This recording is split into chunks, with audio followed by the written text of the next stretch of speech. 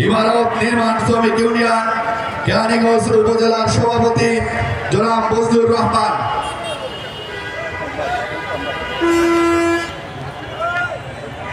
প্রিয় ভাইরা, আমি আপনাদেরকে আন্তরিকতার সাথে সালাম এবং শুভেচ্ছা জানিয়ে ভূমিকা ছাড়াই শুরু করছি। যেহেতু সবাই সংক্ষিপ্ত, আমাদের জেলা পর্যায়ে এবং কেন্দ্র পর্যায়ের নেতৃবৃন্দ আছেন, শ্রমিক নেতৃবৃন্দ, আপনারা তাদের গুরুত্বপূর্ণ কথা শুনবেন। আমার মনে হচ্ছে আপনারা জানেন 1886 সালে আমেরিকার শিকাগো সিটিতে রেল শ্রমিকদের সমন্বয়ে 8 ঘন্টা কর্মঘণ্টার দাবিতে এক বিশাল শ্রমিক আন্দোলন হয়েছিল। সেখানে মূলত 2টা দাবি ছিল। একটা ছিল 8 ঘন্টা কর্মঘণ্টার দাবি, আর একটা হচ্ছে ন্যায় বিচার প্রতিষ্ঠার দাবি। সারা পৃথিবীতে 8 ঘন্টা শ্রমঘণ্টার দাবি প্রতিষ্ঠিত হলেও এখনো ন্যায় বিচার প্রতিষ্ঠিত হয়নি। ন্যায় এবং ইনসাফ ভিত্তিক বিচার প্রতিষ্ঠিত করতে চাইলে শ্রমিক ভাইদের মনে রাখতে হবে মোহাম্মদ ইসলামের দেওয়া শ্রমনীতি বাস্তবায়ন করতে হবে।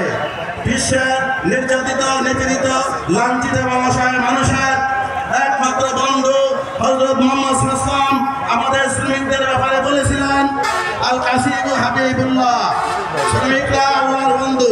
তিনি আরো বলেছিলেন, তোমরা যা খাও তা তাদেরকে খেতে দাও, তোমরা যা পড়ো তা তাদেরকে পড়তে দাও, তাদের সাধ্যের অতিরিক্ত বোঝা, কাজের বোঝা চাপিয়ে দেবে না। যদি দাও তাহলে তাদের তোমরাও হাত লাগাও। ভাইরা আমার, আপনারা কি ইসলামী শ্রমনীতির বাস্তবায়ন চান? একটু হাতে করে দেখান। ইসলামী শ্রমনীতির বাস্তবায়নের জন্য আমাদের সবাইকে শ্রমিক কল্যাণ ফেডারেশন অন্তর্ভুক্ত হয়ে কাজ করে আল্লাহর জমিনে ইসলামী শ্রমনীতি বাস্তবায়নের মাধ্যমে ন্যায্য অধিকার পেতে চাই।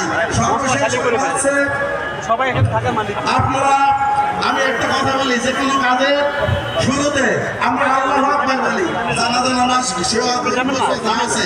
এখন আমরা যারা উপরে উঠতে চাই, উপরে সিঁড়িতে ওঠার সময় আপনারা কি সবাই উপরে উঠতে চান নাকি শ্রমিক থাকতে চান? কারা কারা উপরে উঠতে